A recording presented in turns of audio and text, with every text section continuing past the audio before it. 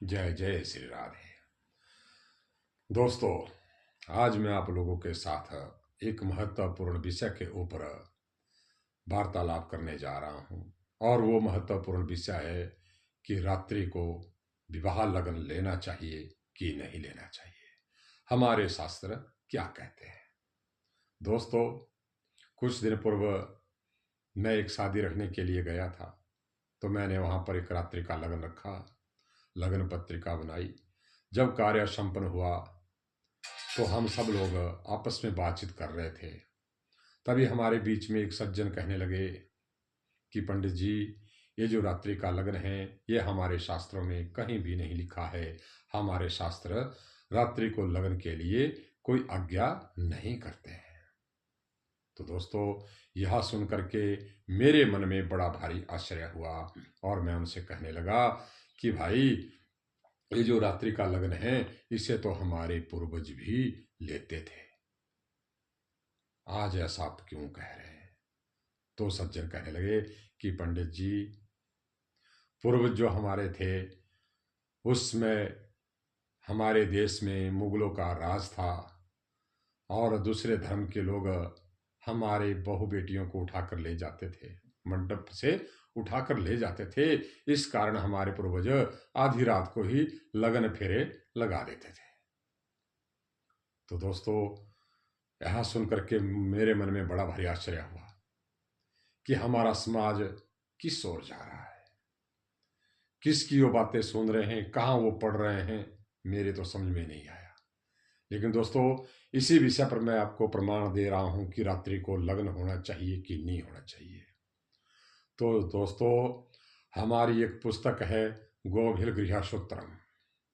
ये जो गृहसूत्रम पुस्तक है इसमें हमारे 16 संस्कार के बारे में ही बताया गया है कि कौन सा संस्कार कब और कैसे करना चाहिए। तो दोस्तों, ये जो गोभिल गृहसूत्रम पुस्तक है इसमें विवाह के बारे में साफ साफ कहा है, हुत्वा उप उत्थाय उप निष्क्रम्या ध्रुवदर्शति, कि वर वधु जब हवन कर दिए, वर वधु जब हवन कर देवें उसके पश्चात दोनों उठें, मंडप के बाहर जाएं और ध्रुव के दर्शन करें, ध्रुव तारे के दर्शन करें। एक पुस्तक तो यह है दोस्तों जिसमें रात्रि को लगन लगाने का प्रमाण दिया गया है। दूसरी पुस्तक है पारस्कर गृह सूत्रम। तो दोस्तों, इसमें भी साफ साफ कहा है अस्तमिते ध्रुव दर्शति, अर्थात रात्रि के लग्न में ध्रुव तारे के दर्शन करें। और तीसरी पुस्तक है दोस्तों विष्णु पुराण।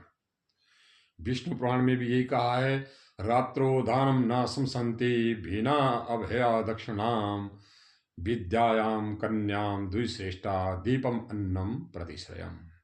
दोस्तों, ये जो विष्णु पुराण है इसमें भी साफ साफ कहा है कि अगर किसी को अभय दान करना हो, भय की मुक्ति का दान करना हो तो रात्रि को कर सकते हैं। विद्या का दान करना हो, ज्ञान का दान करना है तो वो भी रात्रि को कर सकते हैं। कन्या का दान करना हो वो भी रात्रि को कर सकते हैं। और प्रकाश का दान करना हो, दीप का दान करना हो तो वो भी रात को कर सकते हैं। अन्न का दान करना हो रात्रि को कर सकते हैं। और साथ में यदि किसी को सहारा देना हो, रात्रि का आश्रय देना हो तो वो भी रात्रि में आप दान कर सकते हैं। दोस्तों, अगला जो प्रमाण है वो हमारे श्रीमद देवी भागवत में भी साफ साफ कहा गया है विवाहम कुरु रात्रो में वेदोक्त विधिना नृपा पारिव्रहम यथा योग्यम दत्वा तस्मै विसर्ज्या। देवी भागवत में साफ साफ कहा गया है कि रात्रि को वेदोक्त विधि के साथ विवाह करना चाहिए और अपनी सामर्थ्य के अनुसार वर वधु को उपहार दे करके विदा करना चाहिए। ये तो दोस्तों 4 प्रमाण तो मैंने आपको बता दिए।